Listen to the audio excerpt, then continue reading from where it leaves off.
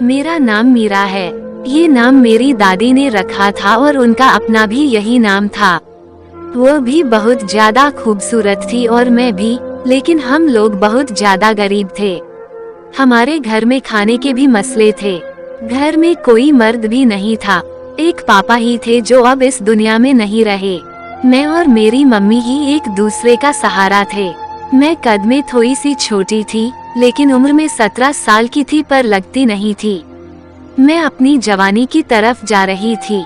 हमारे खानदान में लड़कियों की शादी बहुत कम उम्र में ही कर दी जाती थी। मम्मी ने कहा था कि 1 साल तक तुम्हारी शादी हो जानी चाहिए, लेकिन अब मेरी शादी कैसे होती? हमारे पास तो कुछ भी नहीं था।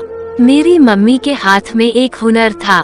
वो मर्दों के पाजामों के डिजाइनर नाड़े बनाने का काम जानती थी, इसीलिए उन्होंने यही काम घर में शुरू कर दिया। थोड़े बहुत पैसों से सामान ले आई और उसके बाद ये काम करने लगी। वो दिन में काफी सारे नाड़े बना लेती थी और फिर एक दिन उन्होंने मुझे कहा कि यह जाकर दुकानदारों को दे आओ और उन्हें कहो कि अपनी दुकान पर रख कर बेच दे। आधे पैसे उनके और आधे हमारे। ये तो ठीक नहीं था, पर मम्मी ने कहा कि हमारे पास दुकान नहीं है, इस तरह हमारा सामान बिक जाएगा। मैंने कहा कि उनको तो मुफ्त में आधे पैसे मिल जाएंगे, तो मम्मी ने कहा कि दुकानदारी के यही उसूल होते हैं। मेरे पापा भी एक किराने की दुकान पर काम करते थे। वो एक बहुत बड़ा जनरल स्टोर था। पापा का अपना तो नहीं था, लेकिन वहाँ पर सेल्समैन का काम किया करते थे। अचानक दिल की बीमारी की गिरफ्त में आकर इस दुनिया से चले गए, मगर वह लोग बहुत अच्छे थे। उन्होंने हमें 2-3 महीने का राशन दिया, जो अभी तक चल रहा था। अब हम घर में सिर्फ 2 ही लोग थे, लेकिन ये राशन जल्दी खत्म भी हो जाता। मैं एक लड़के से बहुत ज्यादा मोहब्बत करती थी, लेकिन वह बड़ा ही अजीब किस्म का लड़का था। आज भी जब मैं जा रही थी दुकानदारों को नाड़े देने के लिए, तो उसने मुझे गली में ही रोक लिया। उसका घर पिछली गली में था और हम दोनों छत पर एक दूसरे को दूर दूर से देखा करते थे। यहीं से हमारी मोहब्बत की शुरुआत हुई थी। उसने कहा कि कहाँ जा रही हो, तो मैंने कहा कि माल दुकान पर देने जा रही हूँ।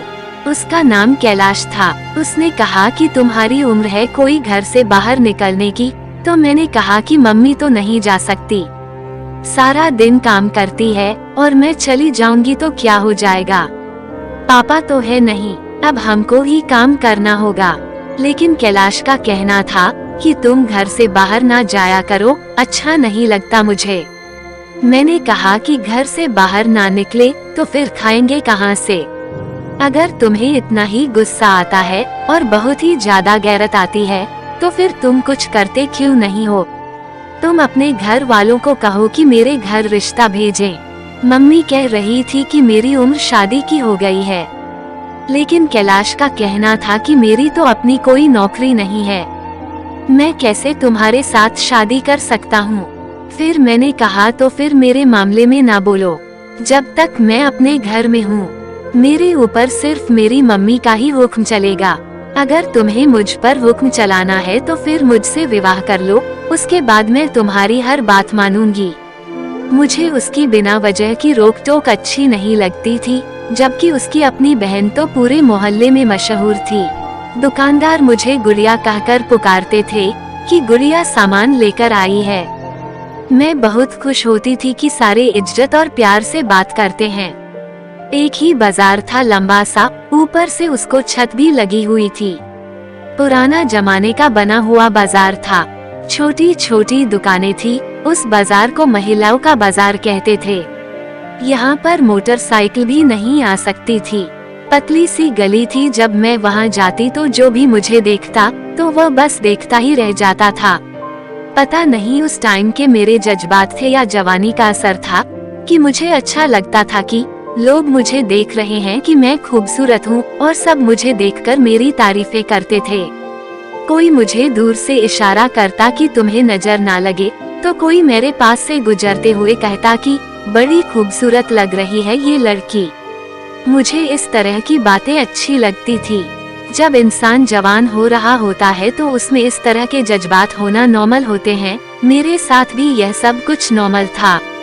कैलाश भी तो मुझे बहुत अच्छा लगता था। मैं चाहती थी कि मैं उससे शादी कर लूं और हम हमेशा साथ रहे, लेकिन वो कुछ नहीं करता था और बस हुक्म चलाने के लिए सबसे आगे आगे होता था। पढ़ाई भी उसने पूरी नहीं की थी। पता नहीं उसका भविष्य क्या था। उसको अच्छी नौकरी मिलने वाली नहीं थी और मेरी मम्मी कहती थी कि मैं तेरी शादी सोच समझकर करूंगी। सारी जिंदगी मैंने मुसीबत में गुजार दी है, लेकिन तेरे साथ यह नहीं होगा। बड़े बड़े रिश्ते मिल जाते हैं जिसमें लड़के की उम्र थोड़ी ज्यादा होती है, या पहले एक पत्नी का साथ होता है जो मर चुकी होती है या छोड़कर चली जाती है। लेकिन ऐसे लोग बहुत अमीर होते हैं। मेरी माँ के दिमाग में इस बात ने घर कर लिया था कि सारे मसले पैसे से खत्म होते हैं। वो कहती थी कि लड़का नहीं देखूंगी, पैसे देखूंगी। अच्छे पैसे होंगे तो तेरी शादी करवा दूंगी। अगर बड़ी उम्र का भी हो तो मुझे कोई दिक्कत नहीं है। वैसे भी जब बड़ी उम्र के मर्द को छोटी उम्र की औरत मिल जाती है तो उसे अपने हाथ का छल्ला बनाकर रखता है और उसकी जिंदगी बहुत अच्छी गुजरती है। मम्मी तो क्या क्या बोलती रहती थी। खैर मैं अपना काम करके वापस आ जाती थी। दुकानदार मुझे कहते कि आ जाओ, बहुत गर्मी है, चाय पी लो, पानी पी लो, लेकिन मैं उनकी बात नहीं मानती थी क्योंकि इतनी बेवकूफ नहीं थी।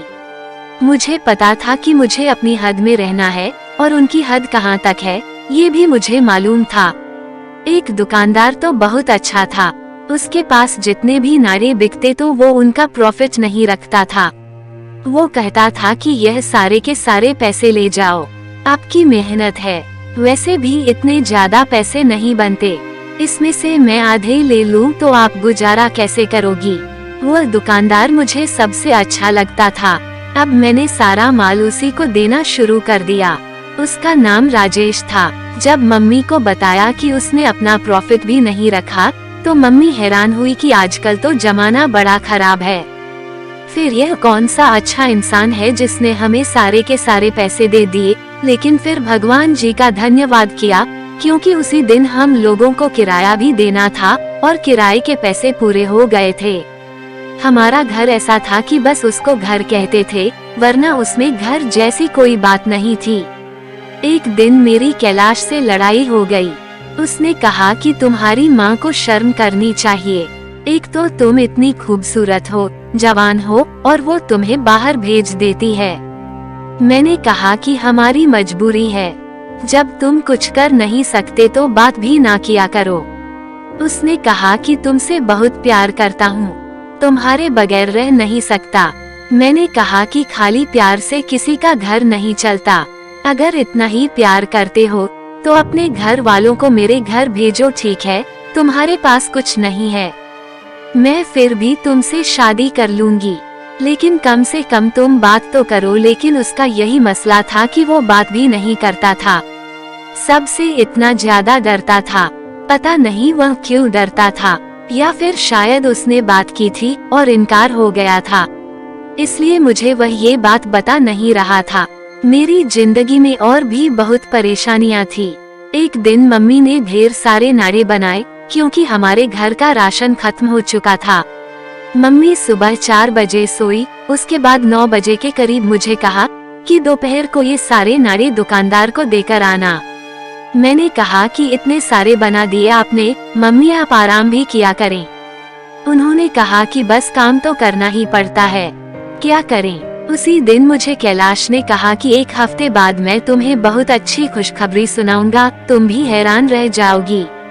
मैंने कहा कि क्या खुशखबरी है, तो उसने कहा कि 1 हफ्ते के बाद ही बताऊंगा। तुमने मुझे बातें सुनाकर मेरी आंखें खोल दी है और मैंने कुछ ऐसा कर लिया जिससे हम दोनों की जिंदगी अच्छी गुजर जाएगी। मुझे लगा कि उसने अपने घर वालों से बात कर ली होगी, लेकिन वह कह रहा था कि उससे भी ज्यादा बड़ी खुशखबरी है। खैर मुझे नाड़ों की डिलीवरी करनी थी, लेकिन जब मैं बाजार गई तो पता चला कि आज बाजार में ज्यादा लोग नहीं है, बाजार तकरीबन खाली था। दुकान वाला राजेश भी अपनी दुकान में अकेला ही बैठा था। उसने मुझे कहा कि ले आई हो डिलीवरी, तो मैंने कहा कि जी। उसने कहा ये तो बहुत सारे नारे हैं। मैंने कहा कि हमें पैसों की जरूरत थी, तो उसने कहा कि फिक्र ना करो, मेरा भी आज ही माल बिका है, अगर पैसों की ज्यादा जरूरत है तो एडवांस में ही तुमको पैसे दे देता हूँ। मुझे ये बात अच्छी लगी, वरना पैसे मिलने में 10-12 दिन तो लग जाने थे, उस वजह से यह बात ठीक थी। मैंने उसे कहा कि अगर ऐसा हो जाए तो बहुत अच्छी बात है, आपकी बड़ी मेहरबानी होगी। उसने कहा कि हाँ, यह माल बेचकर मैं अपने पैसे तो पूरे कर ही लूंगा। तुम्हें देता हूँ, पैसे अंदर ही रखे हुए हैं, आओ मेरे साथ। मैं दुकान के अंदर चली गई। अक्सर दुकानों के अंदर से ही रास्ता गोदाम को भी जाता है। वो मुझे गोदाम में ले गया और एक अलमारी से पैसे निकालने लगा, लेकिन अचानक से किसी ने पीछे से आकर मेरे मुंह पर हाथ रख दिया और मुझे अजीब सी किसी चीज की स्मेल आई। शायद वह बेहोशी की दवा थी। मेरा शरीर जैसे बेहोश हो गया था, लेकिन मुझे लोग तो नजर आ रहे थे, पर मैं अपने हाथ पांव नहीं हिला पा रही थी। मुझे बहुत सारे लोगों की आवाज आई, शायद वह आपस में हंस रहे थे। मुझे ठीक से कुछ सुनाई भी नहीं दे रहा था, लेकिन इतना पता था कि मेरे साथ कोई बहुत बड़ा जुल्म हो रहा है। जब वापस घर आई तो किसी को ये बताने के काबिल भी नहीं थी कि मेरे साथ क्या हुआ है। मम्मी को जब सब कुछ बताया तो उन्होंने अपना दुपट्टा मुंह में डाल लिया और बेबसी से रोने लगी। अचानक ही दरवाजे के पास हमें किसी चीज के गिरने की आवाज आई। पलट कर देखा तो कैलाश था, उसके हाथों से मिठाई का डब्बा गिरा था। लगता है उसने सारी बातें सुन ली थी। वो भी जमीन पर बैठ गया, सर पकड़कर रोने लगा। उसने कहा कि मेरे मामा बाहर के मुल्क में काम करते हैं, उन्होंने मुझे नौकरी करने के लिए बुलाया था और मेरी माँ ने कहा था कि शादी कर ले, उसके बाद बाहर के मुल्क जाना। बाहर के मुल्क जाने से पहले शादी करना चाहता था। मेरे माँ बाप मान गए थे और मुझे बहुत अच्छी नौकरी भी मिल गई थी। सोचा था कि इससे शादी करके इसे अपने साथ ले जाऊंगा और फिर 1 से 2 साल बाहर के मुल्क रहूंगा। वापस आकर यहाँ पर कोई कारोबार शुरू कर लूंगा, सब कुछ ठीक हो जाएगा। मैं मना करता था। मैंने उसको और आपको भी एक दफा कहा था कि इतनी खूबसूरत और जवान लड़की को बाजार में मत भेजिए, लेकिन आपने किसी की नहीं मानी और अब देखिए क्या हो गया। कैलाश भी बुरी तरह रो रहा था। मैं रोते रोते बेहोश हो गई। 2-3 दिन तक अस्पताल में ही रखा गया, उसके बाद घर ले आए। मैं पत्थर की बुत बन गई थी, बस आसमान को देखती रहती थी और रोना शुरू कर देती थी। कई दिन इसी तरह गुजर गए और फिर मम्मी एक दिन मेरे पास आई। उन्होंने कहा कि बेटा, कैलाश ने तुम्हारे लिए एक पैगाम भेजा है। मैंने कहा कि हाँ, मुझे पता है उसने मेरे लिए क्या पैगाम भेजा होगा, कि वो मेरे साथ कोई रिश्ता नहीं रखना चाहता। उसकी मोहब्बत अब कहाँ गई, उसके वादे कसमें, क्या वो सब कुछ झूठ था? मैंने कुछ नहीं किया, मेरे साथ तो ये सिर्फ हादसा हुआ है, लेकिन उसकी सजा मुझे मिलेगी। ये दुनिया तो ऐसी है कि आपके साथ होने वाले हादसे को भी लोग आपका ही गुनाह बना देते हैं। ठीक है, उसकी जगह कोई भी होता तो यही करता, मुझे कोई मसला नहीं है, मैं भी उससे मोहब्बत नहीं करती। मैंने इतना कहा और मैं बुरी तरह से रोने लगी। दिल में सोच रही थी कि जिंदा रहने की मेरे पास कोई वजह नहीं बची थी। तब मेरी माँ ने रोते रोते मुझे एक ऐसी बात बताई कि मेरे कदमों तले से जमीन निकल गई। मेरी माँ ने कहा कि कैलाश तुमसे अभी भी शादी करना चाहता है। उसने कहा है कि यह बात सिर्फ हम तीनों के बीच में ही रहेगी और कभी किसी को भी पता नहीं चलनी चाहिए।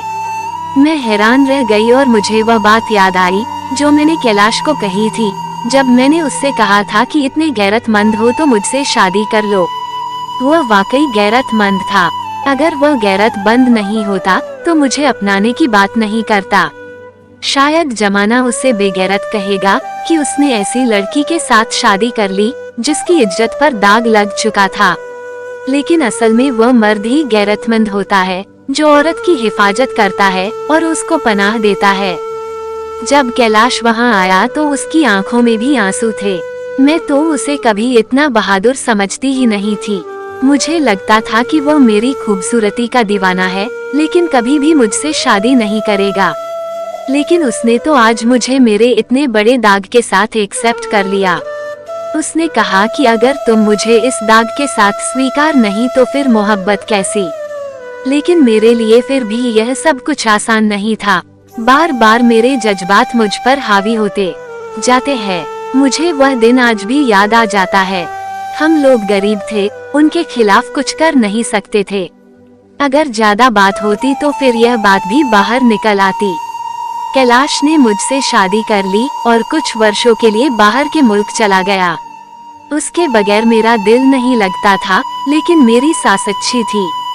वह कहती थी कि जब दिल करे अपनी माँ के घर रह लिया करो, तुम्हारा पति नहीं है, हम समझते हैं कि तुम्हारा दिल घबराता होगा।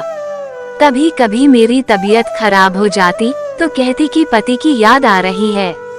कैलाश वापस आया तो उसने पैसों से एक छोटा सा कारोबार बना लिया और हमने अपने लिए अपनी दुनिया बना ली, जहां अब हम खुशी खुशी रहते हैं। सच कहते हैं कि इंसान पर जितनी भी बड़ी मुसीबत आ जाए, अगर उसके अपने उसके साथ खड़े हैं तो वो हर मुसीबत का सामना कर सकता है। लेकिन दुआ तो यही है कि ईश्वर किसी को भी ऐसा दिन ना दिखाएं, किसी पर भी ऐसी मुसीबत ना आए। तो दोस्तों, उम्मीद करते हैं हमारी आज की कहानी आपको पसंद आई होगी। वीडियो को लाइक करके चैनल को सब्सक्राइब कर लीजिए, बेल आइकॉन को दबाकर ऑल पर सेट कर ले ताकि आने वाली वीडियो का नोटिफिकेशन आप तक तुरंत पहुंचे। मिलते हैं अगली वीडियो में, तब तक के लिए धन्यवाद।